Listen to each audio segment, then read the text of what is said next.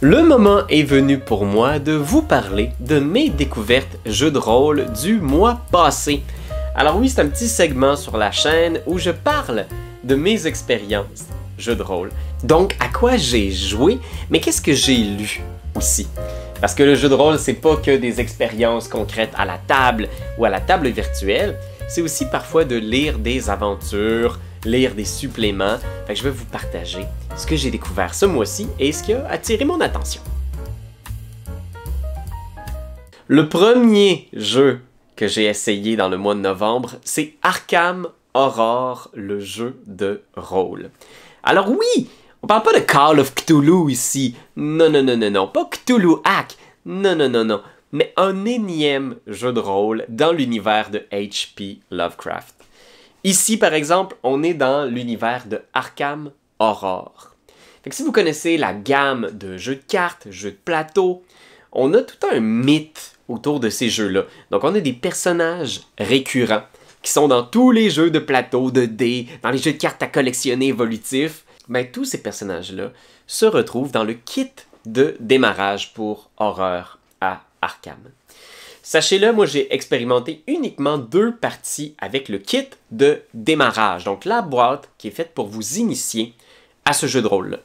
Je sais que tout récemment est paru le livre officiel de règles, donc vous avez vraiment un volume qui vous permet de créer votre propre investigateur du mythe. Mais dans notre cas, on a vraiment joué les personnages pré-tirés. Il y a tellement à dire à propos d'Arkham Horror, le jeu de rôle. Le système, d'abord. Il faut savoir que c'est un jeu qui a vraiment une portion de jeu de table dans son ADN. Donc on a vraiment 6 dés à dépenser à chacun de nos tours, à chaque scène. Donc une scène, ça peut être un moment narratif où on parle avec un personnage non-joueur, mais ça peut être aussi un combat, une poursuite. On a 6 dés et on peut les utiliser comme on veut pour les investir dans des actions.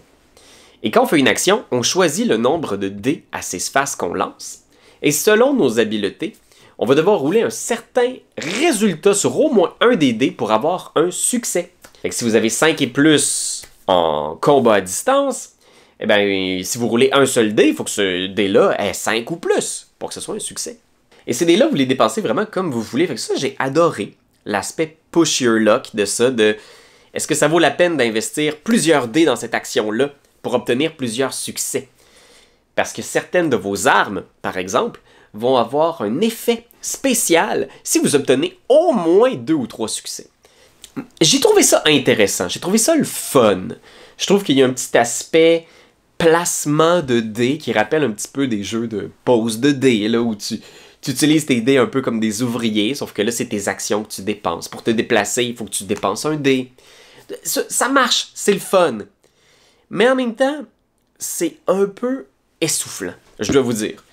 Les parties qu'on a menées jusqu'à maintenant, oui, c'est le fun d'avoir autant d'actions possibles pour les joueurs, mais en même temps, à chaque dé que tu lances, tu te poses la question, qu'est-ce que je devrais faire avec cette action-là? Puis j'ai ressenti un petit peu le même sentiment que dans Pathfinder 2e édition, où on donnait 3 actions à gérer. Je sentais que c'est presque comme si on avait donné 6 actions à mes joueurs. Puis oui, ils peuvent faire le choix d'en combiner plusieurs dans un seul lancer de dés. Mais moi, j'ai eu des tours de jeu où certains joueurs se creusaient la tête pour essayer de tirer le maximum de leurs 6 maudines dés. Puis là, tu te dis, hey, déjà que c'est long des fois avec une action dans Donjon Dragon, imagine 6. Horreur à Arkham, c'est la version la plus cliché de Lovecraft.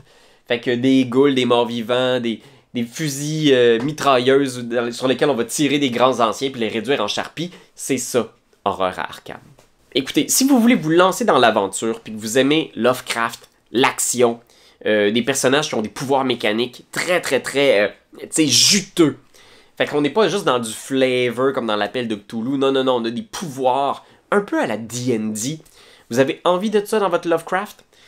Moi, je vous suggère personnellement de commencer par le livre. Ce que j'ai vu, il a l'air d'être beaucoup mieux structuré parce que je trouve que le boîtier d'initiation, à moins que vous ayez vraiment besoin d'un premier scénario pour vous guider, il y a de la misère à nous expliquer le jeu de façon simple.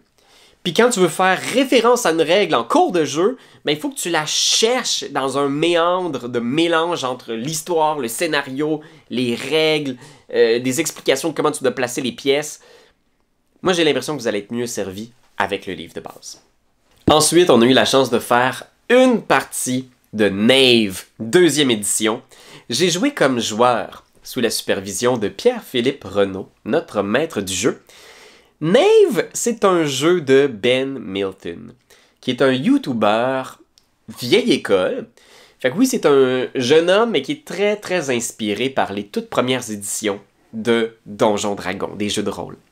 Fait que lui, là, tout au contraire de Arkham, il est dans un jeu de rôle qui se résume en 2 pages. C'est tout simple. C'est très inspiré de D&D, c'est vraiment une lettre d'amour au jeu de rôle classique. Donc vous avez un personnage qui est un explorateur, aventurier, truand. On simplifie à l'extrême toutes les affaires qui gossent. Les personnages n'ont pas nécessairement de pouvoir ou d'habileté extraordinaire. Fait que vous avez un passé, vous n'avez pas de classe, mais vous avez peut-être une profession, un background. Fait que peut-être que vous êtes un chaman herboriste, un chasseur mercenaire.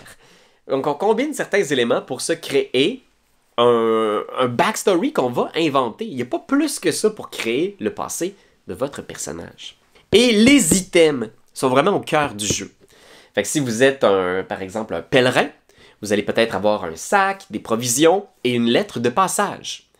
Qu'est-ce que vous allez pouvoir faire avec une lettre de passage? Aucune idée. Et c'est là que votre imagination doit embarquer, puis c'est ça, Knave. Est-ce que je peux utiliser ma lettre de passage pour aller voir le garde puis faire comme « j'ai le droit de passer, regardez ça! » Est-ce que je peux utiliser ma trompette pour faire une diversion? C'est vraiment ça, le jeu. Et ce qui est chouette, c'est que vous êtes limité dans vos espaces d'équipement. Fait que tout le jeu est quel équipement je trouve, je garde, lesquels je laisse de côté. Et quand vous êtes blessé, vous allez perdre des espaces d'équipement. Fait qu'il va falloir que vous choisissiez lesquels équipements. Ah, je suis blessé dans le bras, il va falloir que je laisse ma trompette derrière. Vous devez savoir, Knave, c'est aussi beaucoup de tables aléatoires. Donc des tables pour déterminer la personnalité de qui vous êtes, déterminer quel genre de vêtements vous avez, quel genre de cheveux vous avez.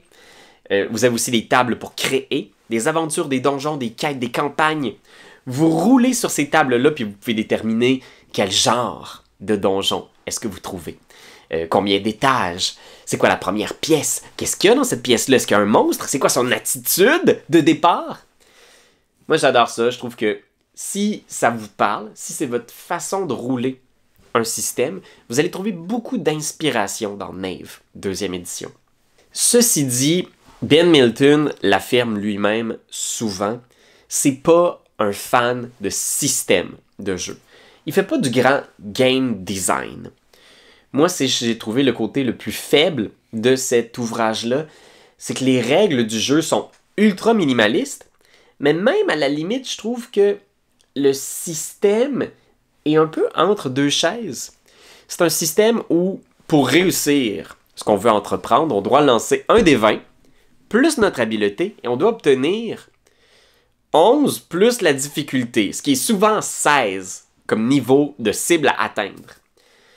Fait que, tu sais, puis quand on s'entend que t'as peut-être genre plus 1 en force, puis c'est ta spécialité, on s'entend que ça doit être extrêmement difficile d'obtenir 16.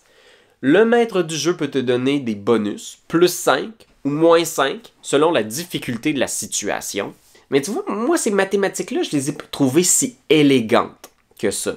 Je trouve qu'à la limite, Donjons Dragons, avec son système d'avantages et désavantages, a un système mécanique qui est plus simple et plus facile à comprendre pour quelqu'un qui n'a jamais joué. Je trouve que d'avoir une base de réussite à 16, puis d'avoir des mathématiques pour te rendre là, je trouve qu'on peut faire plus simple. Alors pour l'instant, je ne pense pas qu'il y a une accroche mécanique suffisamment forte dans Knave pour que ça devienne par exemple mon système OSR préféré. Je trouve que le livre est hautement sympathique, bien illustré, il y a des super belles tables aléatoires. Ben Milton est un super personnage très inspirant. Sur YouTube aussi, si vous voulez voir sa chaîne. Ah oui, puis allez voir le Game Jam. Il y a eu beaucoup d'aventures créées pour Knave qui s'inspire du petit système de jeu, puis les aventures sont tellement chouettes. J'ai beaucoup aimé que le jeu mise beaucoup sur les objets. Fait qu'il y a beaucoup d'objets super intéressants qui ont été créés pour le jeu dans le Game Jam. Il y a des gens qui ont créé toutes sortes de façons, par exemple, de faire des recettes pour des potions. Fait que t'apprends la recette d'une potion de soin, mais pour en faire une, il faut que tu trouves tel item, puis tel item. Fait que ça devient une espèce de petit jeu de chasse au trésor aussi. Fait que moi, si vous voulez vous lancer dans Maeve, c'est vraiment dans cette direction-là que je miserais. Là. Trouver des items, les porter sur vous, les agencer ensemble pour gosser des nouveaux items plus cool. Faire un petit peu une espèce de... Tu sais, là, un Zelda où tu patentes ton véhicule. Peut-être pas ton véhicule, mais tu sais... L'autre jeu très très dense qu'on a essayé ce mois-ci, c'est Marvel, le jeu de rôle. C'est un jeu de rôle dans lequel on incarne les super-héros de Marvel. Tous nos super-héros préférés. Fait que dans ce livre-là, vous allez trouver les habiletés pour jouer Spider-Man, Wolverine, Ant-Man, Captain America, Vision, Magneto, Doctor Strange. Ils sont tous et toutes là. Hey, je commence à être pas mal lumineux. Ça se peut-tu, Internet?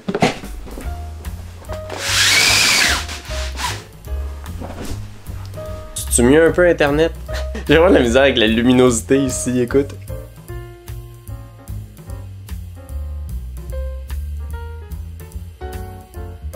Fait que le système, c'est un système 3D6. Donc à chaque fois que tu veux entreprendre quelque chose, tu lances 3D6, tu totalises le résultat des 3D, t'ajoutes tes modificateurs et tu vas obtenir un certain standard, un seuil de difficulté.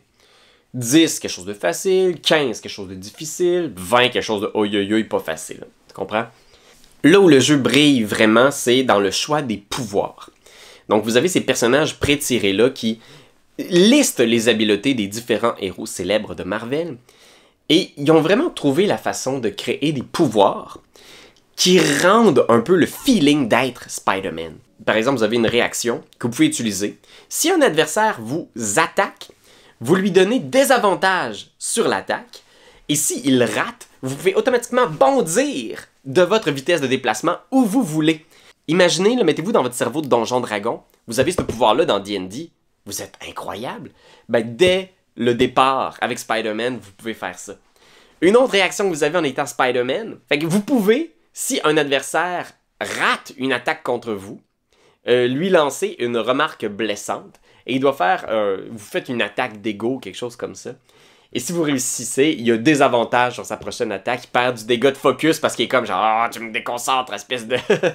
Vous avez aussi une habileté qui s'appelle tire-toile.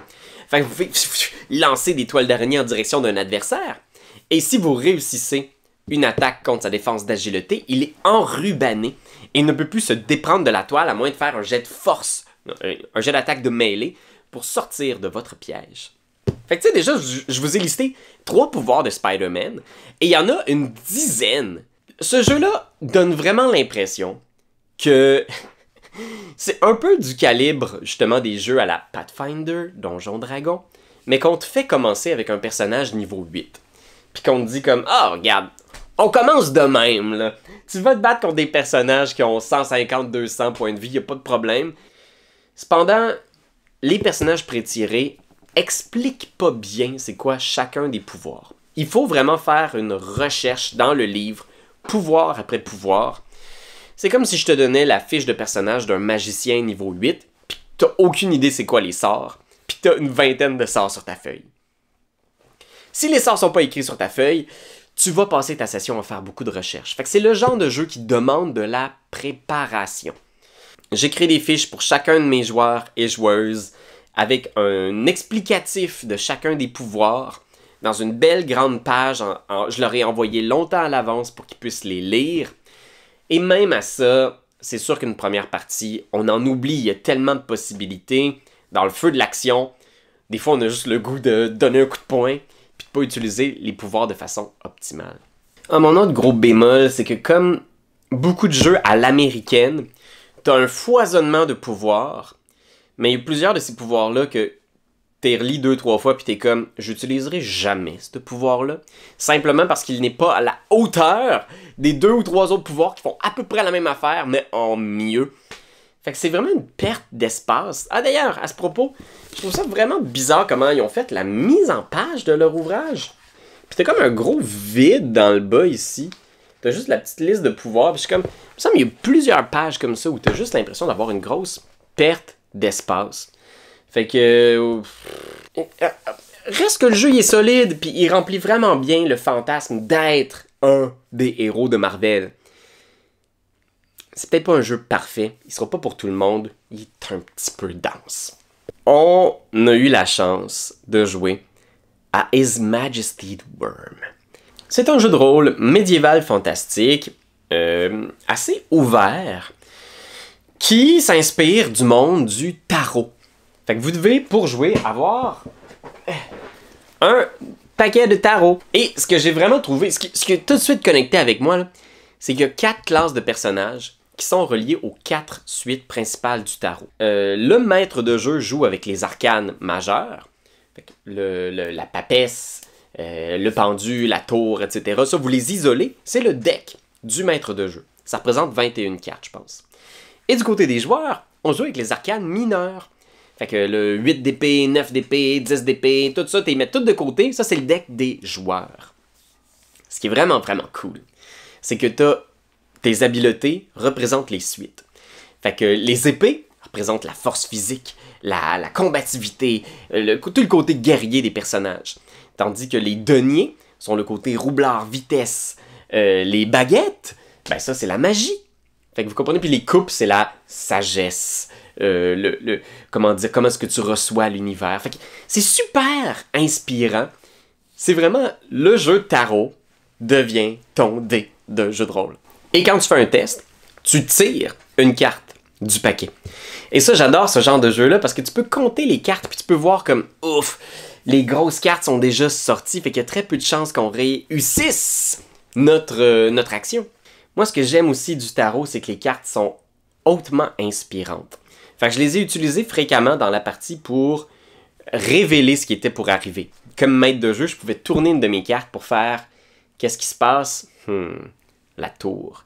Vous vous trouvez devant un vaste escalier. Fait que ça peut aussi, comment dire, c'est quasiment comme si tu tirais l'avenir des personnages de tes joueurs, t'sais. Le tarot, il reste une petite magie à l'intérieur de cet objet-là que je trouve vraiment génial d'utiliser pour un jeu de rôle. Ceci dit, His Majesty the Worm, c'est pas un petit livre. C'est, je pense, quelque chose comme 400 pages de stock. C'est vraiment un livre très, très, très, très généreux. Fait qu'on va trouver des inspirations pour des donjons. Fait que vous avez des petites cartes pour vous lancer sur certains types de donjons, avec les genres de pièces qu'on peut rencontrer, des exemples de monstres.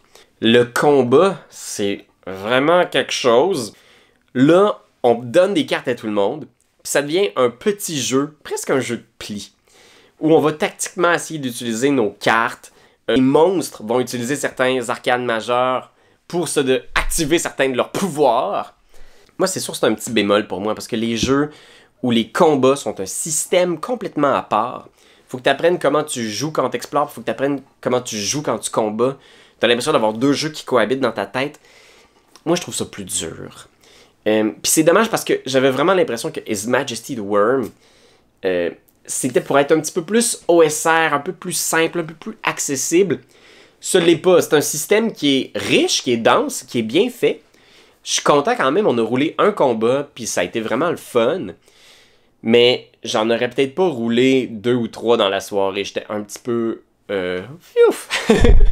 c'est pas un système de combat qui est facile, mettons, pour des petites rencontres aléatoires de 5 minutes. C'est pas ça. Pas ça du tout. Fait que bref, c'est un bel ouvrage, assez unique. Ça vaut peut-être le détour, je pense. Maintenant, je vais vous parler de ce que j'ai lu ce mois-ci. J'ai pas eu le temps de lire grand-chose, mais j'ai quand même pu me plonger un peu plus dans les bestiaires folkloriques des Merry Mushmen. Alors, c'est 2 livres qui sont sensiblement le même contenu, mais pour 2 jeux différents. Vous avez un bestiaire folklorique pour la 5e édition et un bestiaire folklorique pour Old School Essentials, qui est un jeu de rôle vieille école. Habituellement, les Merry Mushmen, leurs aventures sont compatibles avec Old School Essential, OSE. J'aime tellement les illustrations des Merry Mushman. Je m'excuse, je suis le temps en train de lire les affaires des Merry Mushman, mais ils m'ont envoyé leur stock. Qu'est-ce que vous voulez que je vous dise? Je les remercie d'ailleurs. L'idée de ce bestiaire-là, c'est que c'est pas un livre des monstres. C'est pas juste une série de stat blocks pour lancer devant vos joueurs pour qu'ils puissent rouler dessus avec leurs pouvoirs et leurs épées. Pas vraiment. C'est plus de l'inspiration pour déstabiliser votre groupe puis les amener dans d'autres types d'histoires que juste un carnage sanglant inconscient. Mais c'est des monstres qui sont reliés à des histoires. Puis si vous avez le goût d'un récit monstrueux, événements bizarres dans la ville, les choses se passent plus comme prévu, vos aventuriers doivent trouver une solution à qu'est-ce qui arrive, ben, il y a plein d'aventures proposées ici à l'intérieur des petits chapitres sur chacun des monstres. C'est vraiment des accroches pour vos joueurs. Ce que j'aime, c'est que tu prends ça, puis tu as tout ce qu'il faut pour rouler une game, t'sais. C'est parfait, je pense, si vous avez envie de vivre un peu une aventure, c'est un peu glauque, médiévale, mystérieuse, un peu à la Witcher, le sorceleur, là, où il y a une créature, le Monster of the Week, on va essayer de comprendre comment il fonctionne, qu'est-ce qu'on peut faire pour l'aider. Ça m'a fait penser un peu à Vaesen, le jeu de rôle de Free League aussi, où il y a comme cette espèce d'idée-là de... Le stat block est là, mais on va pas nécessairement tuer le monstre, on va peut-être essayer de le comprendre, de l'aider, de le rediriger. Fait que j'ai trouvé que c'était des lectures très inspirantes. Puis comme il y a une version 5e édition, si vous avez une game en ce moment D&D 2024, moi j'ai roulé des monstres de ça et ça fonctionne avec la nouvelle édition. Fait que si vous voulez varier un petit peu les plaisirs avec vos joueurs, c'est très chouette. Un petit mot aussi pour vous dire qu'il y a la version française de Delta Green qui va être éditée, est en ce moment en socio-financement. Fait que si vous êtes en France et que vous aimez les X-Files, les jeux d'enquête modernes, où on essaye de comprendre ce qui se passe dans, je sais pas moi, une affaire de disparition mystérieuse, des extraterrestres, des apparitions de soucoupes volantes, des meurtres bizarres en ville, une maison hantée, tous ces mythes-là reliés toujours au mythe de Lovecraft. C'est vraiment super génial. Delta Green, c'est un de mes jeux préférés. Et il est maintenant disponible en français. Fait que si vous êtes en France, je pense que posez-vous pas la question, c'est vraiment génial. Sautez là-dessus. Vous devez savoir, le shipping est insane cher. J'ai été voir. Et donc, si vous êtes au Canada surtout, je pense que vous êtes mieux d'attendre qu'il soit distribué au Québec. Ça devrait venir. On me dit que les ouvrages de cette compagnie-là sont distribués au Canada. Donc, il devrait y avoir la version française, peut-être au cours de la prochaine année, disponible dans votre boutique de jeux de rôle préférée. Et pour conclure mes jeux du mois, j'aimerais faire une petite annonce ludique à propos d'un nouveau actual play de jeu de rôle qui va sortir le 10 décembre. Le groupe s'appelle Role Players. Role Players, ils m'ont contacté quelques fois pour me parler de leur projet, puis tu sais, leur teaser est super attrayant. Système des 20, mais ils mettent vraiment de l'avant les histoires, les personnages, la narration. Il y a vraiment un souci particulier aussi à la production. La qualité de la production est vraiment incroyable. Tu sens aussi que c'est des amis qui se connaissent, qui veulent découvrir le jeu, qui veulent raconter quelque chose ensemble. Fait que c'est vraiment le fun. Moi, j'ai hâte de l'écouter. Fait que si ça vous intrigue, je vais mettre dans la description le teaser pour leur premier épisode qui va sortir le 10 décembre.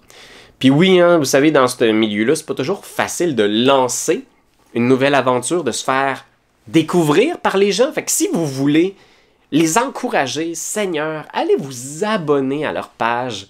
Laissez-leur un petit commentaire, de la positivité. Tu sais, ça fait une différence énorme. Fait que voilà, j'espère que vous allez peut-être découvrir votre nouveau actual play préféré. Et moi, je vais vous laisser là-dessus Internet. Si ça vous dit de voir encore plus de jeux de rôle, vous pouvez voir notre partie de horreur à Arkham, le jeu de rôle, sur la chaîne et du game principal. Et vous pouvez aussi sur notre Patreon voir notre partie de Marvel Multiverse où on joue le Spider-Man de Montréal. C'est un scénario dont je suis très fier, on a eu beaucoup de plaisir, c'est vraiment insane, c'était tellement le fun à faire. Vous voulez voir Spider-Man, Wolverine et Rocket Raccoon participer à un match du Canadien de Montréal? Faut aller voir ça sur notre Patreon. Fait que merci Internet d'avoir été là, et on se retrouve pour le mois de décembre pour d'autres jeux de rôle, je suppose. On devrait encore parler de jeux de rôle en décembre.